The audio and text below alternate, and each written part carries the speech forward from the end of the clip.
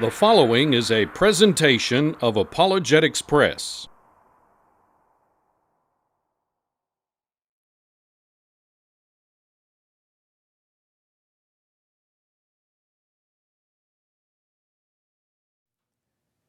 In this session, we're going to be talking about ambiguous arguments that are often used to promote the theory of evolution, as well as having some additional discussion about fossils and some other discussion on related topics. But before we get started, I want to review where we are and where we've gotten to at this point. We've shown that true science has thoroughly refuted the theory of evolution in several areas. First, we talked about spontaneous generation, the idea promoted by evolutionists that somehow life could spontaneously arise from non-life. And we've shown that just what we now know about the incredible complexity of life and even the simplest life forms being more complicated than anything humans have ever been able to create. We've shown that saying that those simple life forms could somehow spontaneously form is scientifically absurd. We also looked at the idea that somehow starting with a so-called simple life form, starting with bacteria, the idea that information could be added to the genome of that bacteria, information could be added to the DNA of that bacteria to somehow turn that bacteria into a human is also scientifically absurd, and it goes against everything we've learned, everything we've observed from true operational science. Looked at vestigial organs, the idea promoted over a century ago that somehow within humans, we had these organs and structures that were evolutionary leftovers, that they no longer had any use, no longer had any function, and that because of that, that was evidence for evolution. And we've shown that it really was not evidence for evolution, it was simply evidence for scientific ignorance. As time passed, as scientific studies were performed, we learned about vital functions for all 180 of the organs and structures originally proposed to be vestigial. And so that is where we're at now. What we're going to do again in this session is continue with the discussion of the fossil record. But before continuing, I want to read Romans 1:20. For since the creation of the world, God's invisible qualities, his eternal power and divine nature have been clearly seen, being understood from what has been made, so that men are without excuse.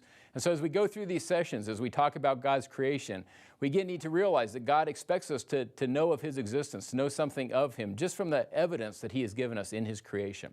Now, talking about the fossil record, there are two ways to look at the fossil record. First, there'd be the traditional atheistic way, the way that evolutionists look at the fossil record, and then also there'd be the way that a biblical creationist could look at the fossil record. Now, if we look at an atheistic evolutionist standard explanation of the fossil record, typically they'll say that fossils formed over millions of years, and the order of burial within the fossil record is related to the time at which organisms evolved. In other words, if an organism is found lower in the fossil record, that means it evolved earlier. If an organism is found higher in the fossil record, that means it evolved later on. And that difference in time between the organisms in the lower regions of the fossil record and the upper regions, in the view of an evolutionist, or according to their theories, could be hundreds of millions of years. They explain the lack of transitional forms because even evolutionists will admit there are very few transitional forms in one of two ways. First, they either say that there's a lack of transitional forms because of imperfections in the fossil record. Somehow we just haven't discovered the transitional forms yet, but maybe they're out there. That explanation is starting to lose favor because, again, we have found millions of fossils. And after finding millions of fossils, the more fossils we find, the harder it is to blame anything on imperfections in the fossil record. And so another explanation that has been proposed recently, Stephen Jay Gould proposed the idea of punctuated equilibrium. What he said was the reason we don't see transitional forms in the fossil record is because evolution, contrary to the general theory, doesn't progress very consistently, very gradually. Evolution occurs in large steps. And so he calls that punctuated equilibrium, where rather than one organism gradually turning into another kind of organism, one organism almost instantaneously turns into that other kind of organism. And because that transition or that evolution happens so fast, again, according to Stephen Jay Gould, because that happens so fast, there's no time for transitional forms, or there's very few transitional forms that could be formed, and that's why we don't see them in the fossil record. Biblical creationism view the fossil record as really representing an order in which animals were buried during the flood. And so what we see is in the lower areas of the fossil column, these would be the animals whose habitats were destroyed first or who, for other reasons, were buried first in the flood. And when we look at what we find in the lower levels of the fossil column of the fossil record, that is consistent. We would expect, with the fountains of the Great Deep bursting open, with discussion about volcanic activity during the flood, with those types of events occurring, we would expect the ocean environments to be destroyed first, the environments on the ocean floor to be destroyed first, and those are the types of creatures that are found lowest in the fossil record. And then as we move up through the fossil column, the order at which creatures are buried would be correlated to either, again, the order at which their habitats had been flooded, habitats had been destroyed, and also related to that particular animal's or that particular creature's ability to flee the flood, flee the rising waters, or also the instincts that would allow it to flee or cause it to flee from the rising flood waters. The lack of transitional forms, very obvious. The reason there are no transitional forms in the fossil record from a biblical viewpoint is because transitional forms never existed. Again, God made original created kinds, and even though there's tremendous variation within those kinds, even though the genetic information that God put in those original created kinds allows for the tremendous variation in life that we see today, there's no transitional forms between one fundamental kind of animal and another fundamental kind of animal. And so that's because those transitional forms never existed. Obviously, we wouldn't find them in the fossil record. Now, other evidence that biblical creationists will point to, two other lines. First, fossils, a lot of fossils that we find are extremely well preserved. The amount of detail that we see in these fossils is such that the animal would have had to fossilize within days of having died. And so very rapid fossilization, certainly not years or hundreds of years for that fossilization to occur. Very consistent with rapid burial, rapid fossilization. We also see what they call fossil graveyards, and this is areas in the world where just a tremendous agglomeration of fossils, just a tremendous deposit of fossils, very dense. This is consistent with a global flood because it's very similar to when a river floods or a stream floods and we see eddy currents and we see debris caught in those eddies. During a global flood, you could also have eddies, huge eddies, again because of the scale of the flood, that would cause fossils to be concentrated, possibly deposited into these kind of jumbled fossil graveyards that we see in various places around the world. So again, two different views of the fossil record, very different views, one the atheistic view and the other a view that's typically held by biblical creationists. Now, when we talk about claims of transitional forms, there's also two viewpoints. When we see different or variation within a kind, it can be tempting if someone is looking for evidence for evolution. They're focused on trying to find evidence or find reasons to justify claims that one type of animal turned into another type of animal. When we see variation within a kind, it can be tempting to say, well, maybe that means rather than variation within a kind, that you have one entire species of animal turning into another entire species of animal. And so an example we could use here, use example a beagle, and the question would be, is a beagle a type of dog? In other words, is it simply a breed of dog? Or is it a transitional form between a Yorkie and a German Shepherd? So in other words, if we just looked at the bones and we saw a Yorkie and we saw a German Shepherd and we saw a beagle, would we recognize that as variation within a kind, which is of course what a biblical creationist would view that evidence as? Or would we be tempted to say, well, maybe that's evidence that somehow this Yorkie is eventually going to turn into a German Shepherd? Now, I have some quotes that are relevant to that particular observation. I want to read a quote here by Dr. David Pilbeam. Says, I'm also aware of the fact that at least in my own subject of paleoanthropology, theory, heavily influenced by implicit ideas, almost always dominates data.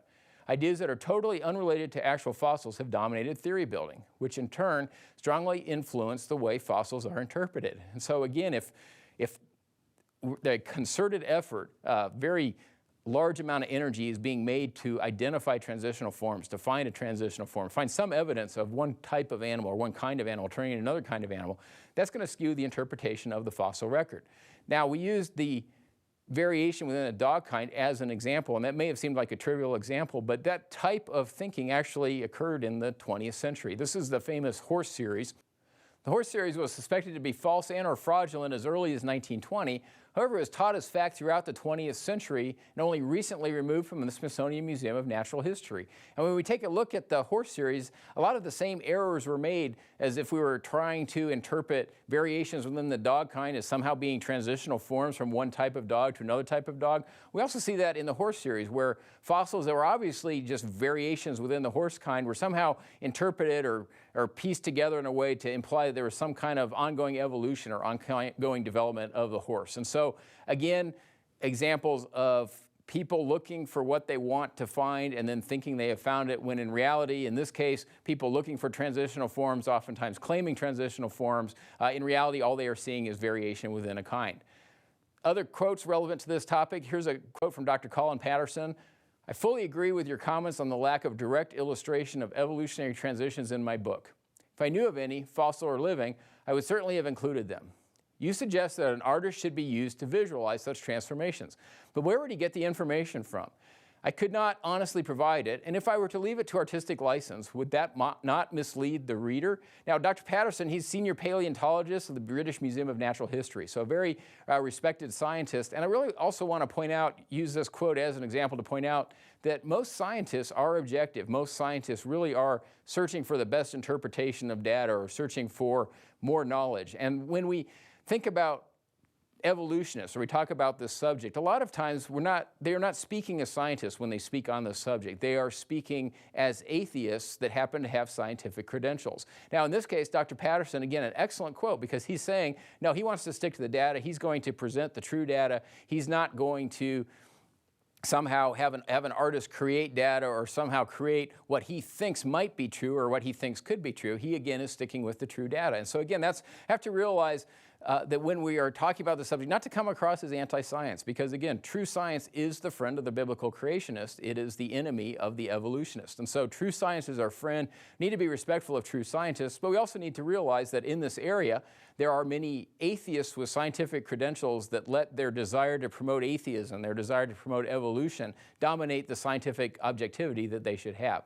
Just to give it an example, or several examples of this, I'm going to talk about some of the missing links that really did, at the very least, do a gross extrapolation on the evidence, or even invoked artistic license when trying to promote a certain transitional form or promote a certain viewpoint. This example we're going to use next, this is Pakicetus, and I put the dates next to the proposed transitional forms, talk about how long it was really accepted as a transitional form, and then talk about kind of what brought about its demise, why it was no longer viewed as a transitional form. So this is Pakicetus. Quote is, in time and in its morphology, Pakicetus is perfectly intermediate, a missing link between earlier land mammals and later full-fledged whales. An artist was able to devise this conception, or an artist was hired to somehow devise this concept that really looks like a transitional form between a land animal and a whale. I mean, it has legs that look like they're turning into flippers. It appears to be hunting food. And so again, a very powerful view, a very powerful visual to try to make this case that somehow Pakicetus was a transitional form between land animals and whales. Now again, true science being the enemy of the evolutionists, what happened in 2001, additional bones had been found, additional bones were pieced together, and we see those bones and those reconstructions in the upper right of that diagram. And of course, a much more reasonable interpretation of what Pakicetus looked like is shown in the lower right, and it obviously has nothing to do with a land animal turning into a whale. It's just looks typically like a four-footed land mammal. And so again, nothing at all like the original artist's rendition or the original gross extrapolation of the data. When we look at other famous claims of transitional forms, we see numerous other examples. One of them occurred in the late 1990s, and this was Archaeoraptor, and the idea was to find or to demonstrate a transition between dinosaurs and birds. In other words, to try to find evidence for transitional forms showing that dinosaurs could somehow turn into birds. Evolutionists, of course, they have to somehow turn a bacteria into a human. And in the process of turning a bacteria into a human and also explaining how a bacteria could turn into all the other kinds of life forms that we see on Earth, in that process requires a tremendous number of transitional forms. And one that's important to evolutionists is to try to postulate a way that birds could have arisen. And a current favored theory is that somehow birds arose from dinosaurs, that somehow dinosaurs transitioned into birds.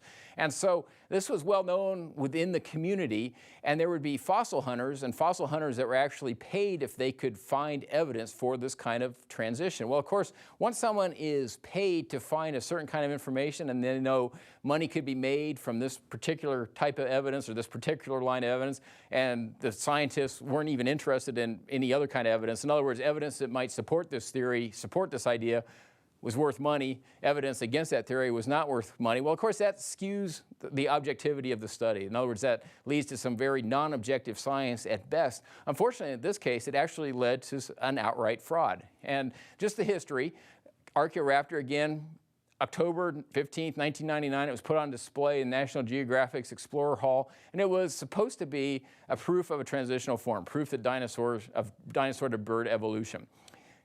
Taken off display in January 21st, 2000, but in the meantime, it was viewed by 110,000 people, mostly children, and of course, again, called a missing link.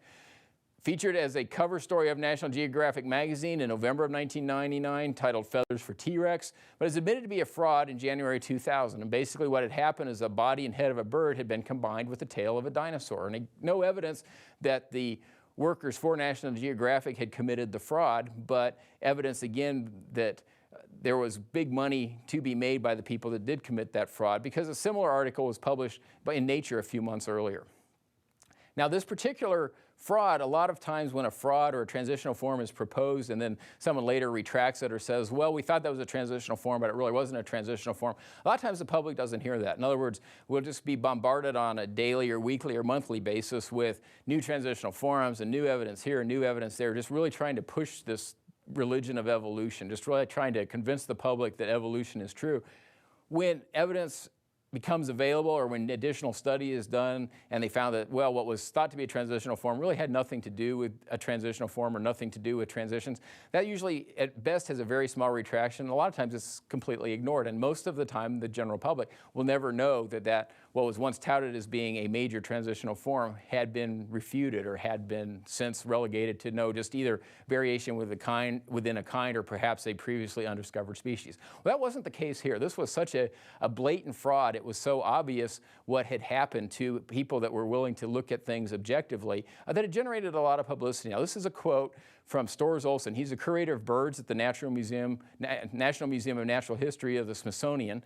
And he said, the idea of feathered dinosaurs and the theropod origin of birds is being actively promulgated by a cadre of zealous scientists acting in concert with certain editors at Nature and National Geographic, who themselves have become outspoken and highly biased proselytizers of the faith.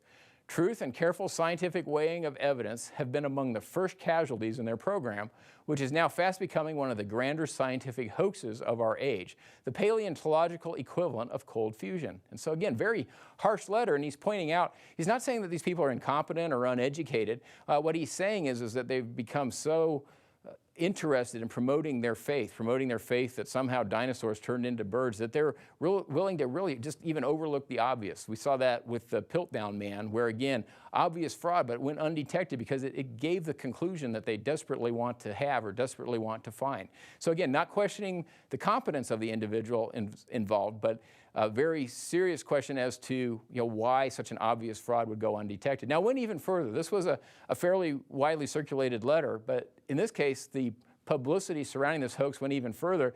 We have here is the front page article in USA Today, and there were front page articles in several major newspapers, again, talking about this claimed transitional form that turned out to be a fraud.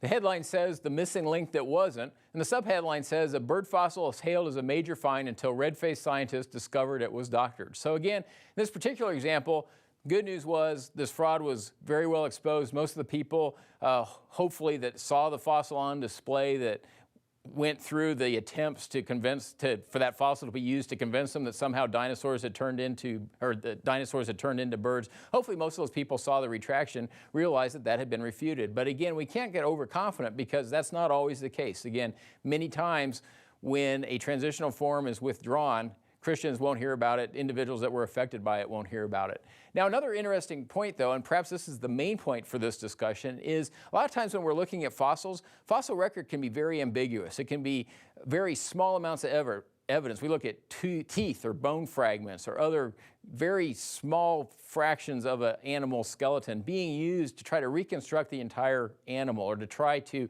develop some type of a story or some type of a idea about how, maybe that again is a transitional form or what that animal looked like or other features of that particular animal.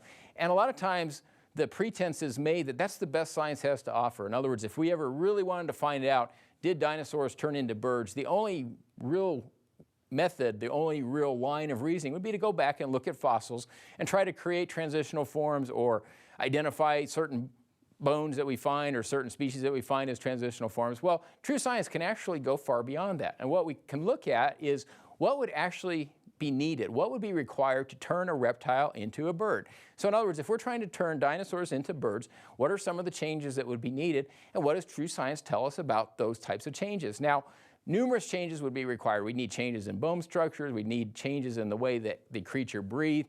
But we'll pick on right now, how do you get feathers? In other words, how do you take a reptilian scale? How do you turn a scale into a feather in some type of a reasonably plausible way? In other words, how could just in the process of turning a dinosaur into a bird, how would we get scales to turn into feathers? And this could be is actually a serious problem. It's not taught as such. One of the things that is taught, and this is actually in reading recommended by the National Academy of Sciences. National Academy of Sciences was commissioned to do a study called Teaching About Evolution and the Nature of Science. And the idea of that study, it's been several years now, but the idea behind that study was to give teachers ideas on how to indoctrinate students into evolution, how to encourage students to believe in evolution. Some of their recommended reading, this quote is, "Feathers are modified reptilian scales." And so very simplistic, oh, okay, that's where feathers came from. They're just modified reptilian scales. Other sources of evolutionist literature will say that maybe scales became frayed, and those frayed scales somehow eventually turned into feathers. But if we look at feathers under a microscope, if we look at scales under a microscope, we see the tremendous difference between scales and feathers. We also see the incredibly intricate design of feathers. Feathers have barbs and barbules and hooks, very sophisticated design features to allow them to function properly. And so to say that a feather could just randomly generate itself from a scale, again, what we know about true science is that that's not going to happen. That's not credible. Other features, though, feathers originate from follicles inside the skin, totally different than the way scales originate. So again, it's not just modifying a scale or fraying a scale or somehow having a scale change its design to become a feather. Even just the very way that scales and feathers originate are completely different.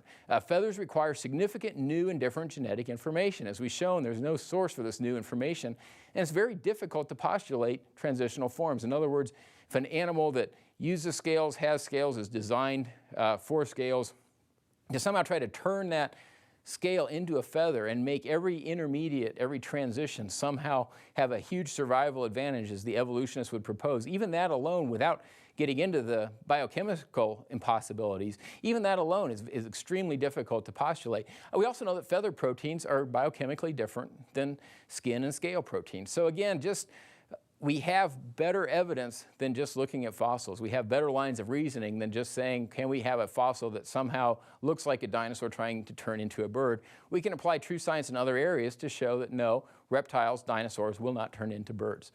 We go back to some of the transitional forms, and probably the holy grail of transitional forms would be somehow turning an ape into a human, looking for transitional forms from apes to humans. And a very highly publicized potential transitional form or transitional form proposed by evolutionists in recent years has been Lucy. And Lucy was touted again as a transitional form, started being highly publicized in about 1974, called man's oldest ancestor. Very many fanciful depictions in many natural history museums. A lot of natural history museums talk about Lucy. One thing that's interesting, though, is when we look at the fossil evidence, it looks very much like an ape.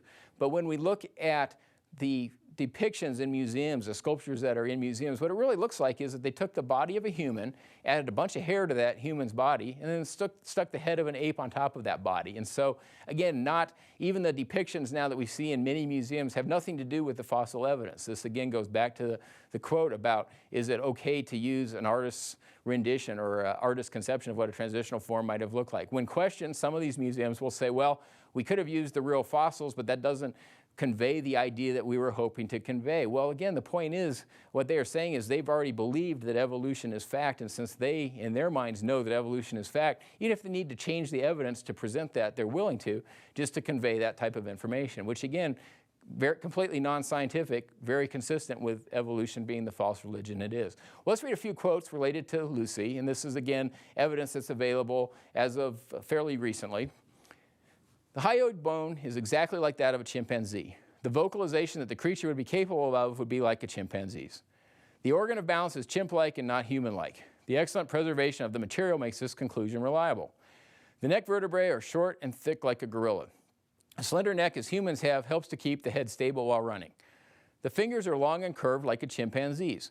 These facilitate climbing ability. While this has been seen in other Australopithecine specimens, the relevance is still a matter of debate. The shoulder blades are the same as a gorilla's and not at all like a human's. The cranial capacity falls in the range of a chimpanzee's. Also, in 2007 issue of Proceedings of National Academy of Science, Auafrensis was said to not be our ancestor at all. Has a lower jawbone or mandible that closely resembles that of a gorilla, not that of a human or even a chimp.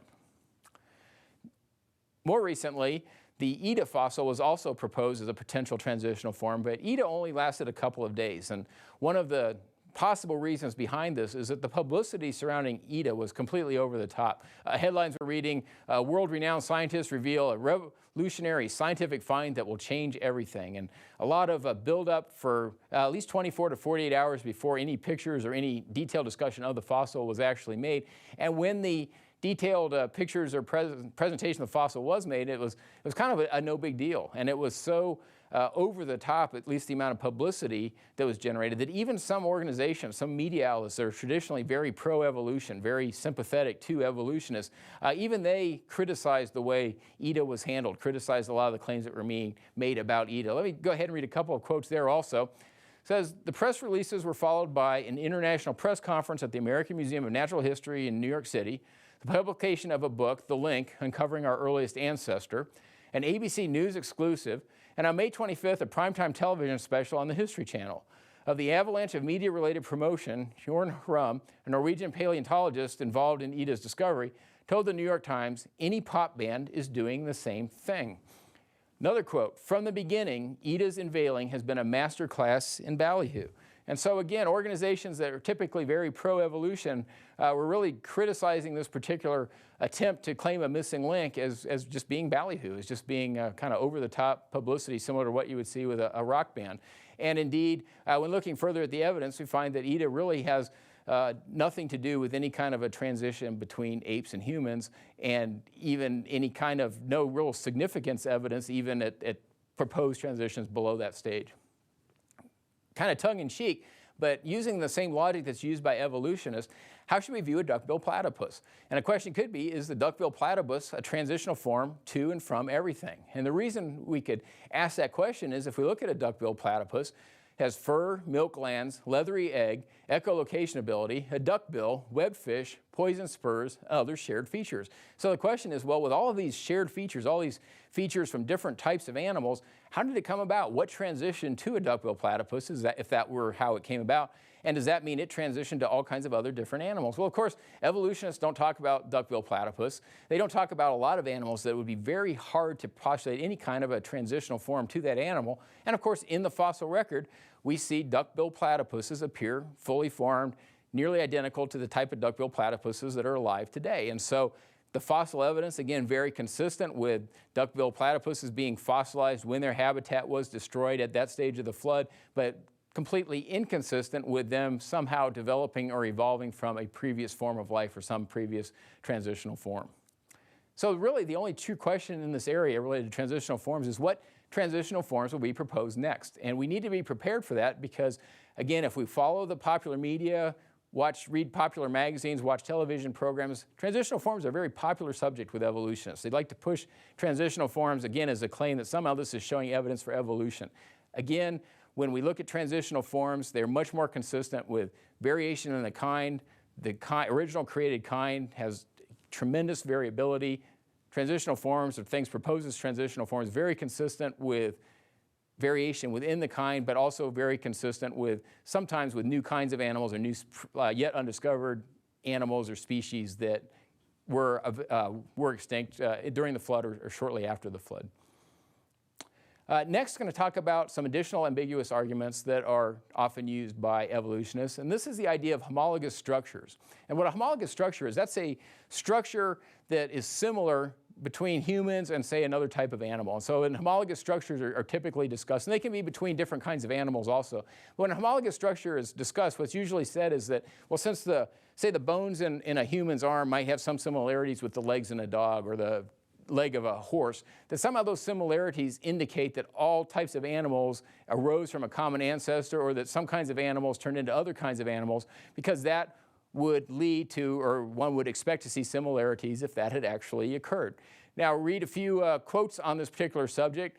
The first quote, this is from the Department of Zoology at the University of British Columbia, says, "This observation makes little sense for created objects, since a creator could mix and match features observed in any organism." And what's interesting about this quote is it really shows the religious nature of the debate, because not trying to develop a scientific logic or scientific reasoning to why similar structures, similar features would have to mean that one animal turned into another animal. They're trying to attack the Christian perspective that would say, well, these similarities exist because God created all life, which of course from a Christian perspective is very consistent, very logical, but trying to attack that. And so in their opinion, they're saying that creator could mix and match features observed in any organism, and therefore it makes little sense to have homologous structures in created objects. Well, again, that's that person's religious viewpoint. That's that person thinking what they think God should do or how God would act. But again, it's not a scientific argument. It's just a particular religious belief. Now, if we look at some of the more popular biology textbooks, some of the quotes in those, homologous structures are similar because they are modified versions of structures that occurred in a common ancestor. So very matter-of-fact statement defining homologous structures, saying that these structures are similar because they occurred in a common ancestor. Other quotes, the similarity of these early developmental forms strongly suggests that the process of development has evolved.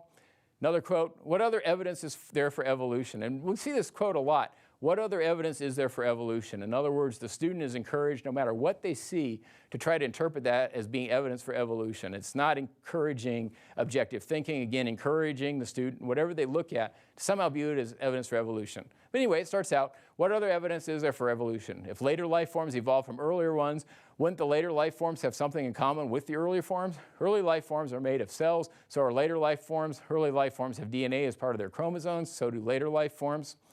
Now, from a biblical creation standpoint, again, we would expect similarities between organisms because God created all life. And with a common designer, with one God creating all life on earth, we would expect to see these similarities. But we can go a step further, show that homologous structures actually show just the incredible engineering, the incredible design that goes into life. And with that incredible engineering and with that incredible design, God uses some of the same techniques for different life forms. And so what we would view as homologous structures, or what an evolutionist would view as homologous structures indicating that some types of life turned into other types of life, what a Christian could view that as is just, again, the evidence of just the incredible intelligence, just the omniscience of God, the omnipotence of God. Read one quote. This is from Dr. Gary Parker. It says, as with yolk sac, gill slit formation represents an ingenious and adaptable solution to a difficult engineering problem. How can a small round egg cell be turned into an animal or human being with a digestive tube and various organs inside a body cavity? The answer is to have the little ball or flat sheet in some organisms swallow itself, forming a tube which then buds off other tubes and pouches.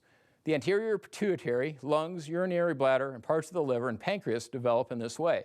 In fish, gills develop from such processes, and in human beings, the ear canals, parathyroid, and thymus glands develop.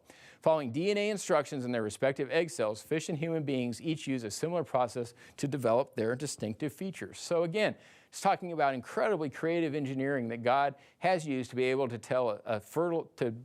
have a fertilized egg develop into a full-grown, complex organism. Now, other questions that we can ask ourselves on this subject, good first question would be, why do different car models from the same company have similarities? Well, of course, the reason they have similarities is they come from the same car company, and we would expect with the same designer, with the same engineers, the same creators, for those models to have similarities.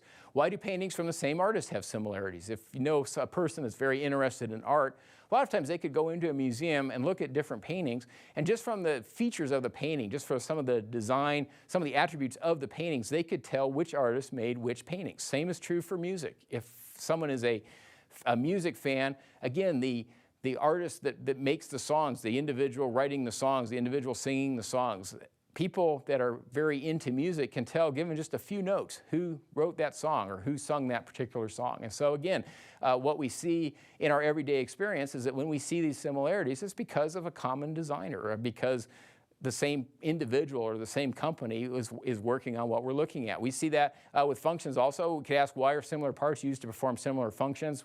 Wheels are used when we want to reduce friction, when we want something to be able to roll. 2x4s can be used to provide structure in a lot of applications. So again, similarities, not evidence that one thing is turning into another thing, evidence of a common designer, evidence of a common creator.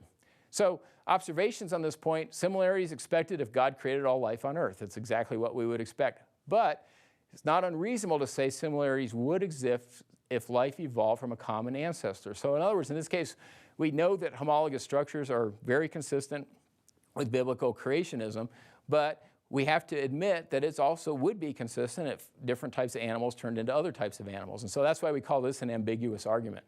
Although this particular argument is used very frequently by evolutionists because it's very difficult, it's not as easy or concrete or technically provable to be false. Because again, it is reasonable if animals really did turn into each other.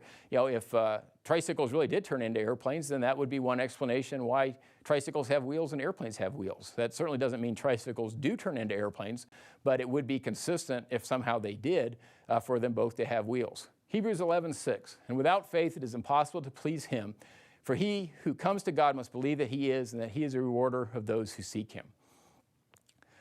Other observations: theory of evolution is contrived such that no matter what the evidence, a superficial explanation exists, and experiments to falsify the theory cannot be devised. This in itself makes the theory non-scientific. An example here is homologous structures defined as similar structures that have a common ancestry, analogous structures defined as features of organisms that are similar but have evolved independently. So again, if we see similarities, we're told that that's evidence for evolution. If we use true science and we find that there is potentially some genetic link between two organisms, we say that, well, that obviously means that one organism turned into the other organism. But if we see evidence where there's no way those similarities could have been genetically linked, in other words, we see similarities but no way to make any kind of genetic link whatsoever, then we just claim that they evolved independently. But either way, again, we're being encouraged to view any type of evidence that we see as evidence for evolution, which again makes this theory non-scientific. I want to briefly conclude with just a few evidences, a little bit of discussion about other topics. One is the potential effects of the Genesis flood. We know that the global flood would be extremely catastrophic, and that flood would give extensive geologic changes and activities. And so the pre-flood world itself would have been very different from the post-flood world. For example, continents would have been different, mountains would have been different, rivers would have been different, climate would have been different. And we can see evidence for this. We've seen small floods, such as the floods that occurred following the Mount St. Helens eruption, but we've also seen medium-sized floods. Believe medium-sized floods were responsible for forming the channeled scablands in the northwestern United States. We've also seen evidence of what can be accomplished with large floods. Many individuals now feel that the Grand Canyon was carved by a large flood. Evolutionists have an explanation how that would happen on their time scale. Of course, biblically, we know that that could be a result of the Genesis flood. And a global flood could have even just tremendous effects. And so that's one of the effects we'll talk about will be the Ice Age. But we see other evidence associated with the global flood. We see a worldwide die-off of marine life. We see a lot of evidence for volcanic activity as implied in Genesis 7:11. Some of that evidence, for example, we see osmium in shale oil, and so this volcanic activity not only would be warming the oceans, would also allow for the fountains of the great deep, would also explain what we see with marine fossils being in the lower layers of the fossil record. Immersion of all land is talked about in Genesis 7:19 through 20 and elsewhere. Sure enough, we see marine fossils on top of mountains, very consistent there. We see fossil graveyards, example, Red Wall limestone, Green River Formation in Wyoming, Fossil Bluff in Tasmania, where again, these graveyards, just this huge agglomeration of fossils covering vast areas, but very dense fossil depositions. And we see those all over the world. Again, very consistent with a global flood. We see curved and bent strata. And these are strata, if you look in the picture in the upper left, this strata has been bent, but it's a smooth bend, and so there's no sign of any kind of cracking, and that implies that bend had to occur while the rock was still soft. If you take a piece of that rock, rub it between your fingers, it will crumble. So it's very brittle, and so the fact that we see these smooth bends indicates that, again, that those strata, and many times representing to evolutionists very long periods of time, evidence that strata had to be laid down extremely quickly, and that, again, consistent with a global flood. But we also see cross-bedding, evidence for rapid transport and burial. The cross-bedding is consistent with an underwater flow moving at a very high velocity, at least for the depths that would be required. And then, of course, the preservation of fossils, also very consistent. Rapid uplifting before certain formations had time to weather, all consistent with a global flood. Now, I want to talk very briefly about another potential effect of the flood, and that would be the Ice Age. Now, what's interesting is it's very hard to trigger an ice age. If the temperature on Earth just begins to drop, if the Earth's temperature just starts to cool down, all that will do is cause the Earth to become a cold desert. We won't get an ice age because there's no source of moisture. That's why in Antarctica, other very cold regions, they get very little snow because, again, there's no real source of moisture. And so what an ice age would require would be very warm oceans coupled with very cold air over the land masses. Now, that's a very reasonable result, a very reasonable expectation of what could have happened after the Genesis flood. Genesis 7:11 says, fountains of the great deep burst open, and the floodgates of the sky were open. And so a biblically consistent theory associated with the Ice Age could say that superheated water and volcanic activity during the flood resulted in an increase in average ocean temperature, perhaps to as high as 85 degrees Fahrenheit. Residual volcanic ash in the atmosphere reduced sunlight. Warm water provided a moisture source for intense snowstorms over the cold land masses, leading to the Ice Age. What's interesting also is, although this is a credible model, using climate models, this would result in an Ice Age, there are no credible, acceptable uniformitarian models for the Ice Age. There are a lot of ideas out there on how Ice Age could be triggered using uniformitarian models, and they all rely on these very subtle cycles, very subtle variations, but none of them are significant enough, none of those variations, to actually trigger Ice Ages. And so that's an area where, again, the Bible gives us true knowledge, the Bible gives us a very good idea of what could have happened, and secular scientists have been unable to devise acceptable theories. Very quickly, biblically, the flood would have started the Ice Age would have started shortly after the flood, around 2300 BC. Probably would have ended by 1700 BC, been fairly short-lived. Relatively warm, unglaciated areas would be expected near the coast. Again, that's exactly what the evidence implies. We see woolly mammoths that used to live near the Arctic Ocean. A lot of remains of woolly mammoths in northern areas that today would be impossible for woolly mammoths to survive in. There's just not enough food. What food there is locked up in ice. The majority of the year is frozen in the tundra. But we do find there remains. So we know the climate had to be significantly different. We know that if there were warm oceans next to those areas, that would be a way for that climate to exist that would allow, for example, the woolly mammoths to live there. But we also see evidence that hippos used to live in England. So again, evidence that a lot of these coastal areas were very warm, consistent with the biblical model of having very warm oceans and cold air over the land. Also see evidence for a significantly different climate in the deserts. We see desert art. We see evidence of advanced civilizations in regions where rainfall maybe only occurs every few years, or sometimes even less than that. And so for a civilization to develop in those areas would be very difficult. But again, we see evidence with desert art of advanced civilizations. With ground-penetrating radar, though, we also see that there's evidence that water actually flowed in those regions fairly recently, and that was a surprise. That was a surprise that we found in the early 1980s. Again, very consistent with a drastically different climate following the flood, a different climate following the flood and during the particular Ice Age. Biblical evidence talks about from whose womb has come the ice and the frost of heaven, who has given it birth. That's Job 38:29. That's when God is talking about some of the amazing things he has done. And so it's interesting that he mentions has come the ice. Some scholars feel that could be representative of the Ice Age, talking about glaciers. Also, Lot lifted up his eyes and saw all the valley of the Jordan that is well watered everywhere. Genesis 13:10. Again, evidence that some of the areas that look very barren today may have previously, shortly after the flood, appeared very well watered, much lesser than they are today. Other effects: the ice, the water being locked up in glaciers. That water being locked up in glaciers could have reduced sea level. That could have allowed the oceans drop enough to create land bridges, allow people to disperse after the Tower of Babel, also allow animals to fill the earth as God intended after the flood had ended. And during that time, certain features such as caves would have provided an excellent source of shelter for people. And by living in those caves, though, and with a different climate, it would also have been an explanation for why we see reduced sunlight and potentially poor diet that could have caused skeletal deformities that could have led to some of the skeletons that we find today. Finally, at the end of the Ice Age, catastrophic flooding at the end of the age, responsible for many geologic features. Freezing of northern oceans resulted in much colder temperatures and extinction of many species. So again, just talking a little bit about potential effects of the flood, potential effects of the Ice Age. A lot more discussion that we could have. Could ask questions such as how much technology did Noah's world have? Again, Noah could have had tremendous technology. It had been over 1,650 years from creation to the flood. It's a common language worldwide, and the brains of people then were much closer to perfect as originally created by God. And again, numerous other questions that could be asked. But we need to wrap up this session, and we'll continue in the next session with discussions related to age. This has been a presentation of Apologetics Press, an organization dedicated to the defense of New Testament Christianity. Visit us on the web at apologeticspress.org or call 800-234-8558.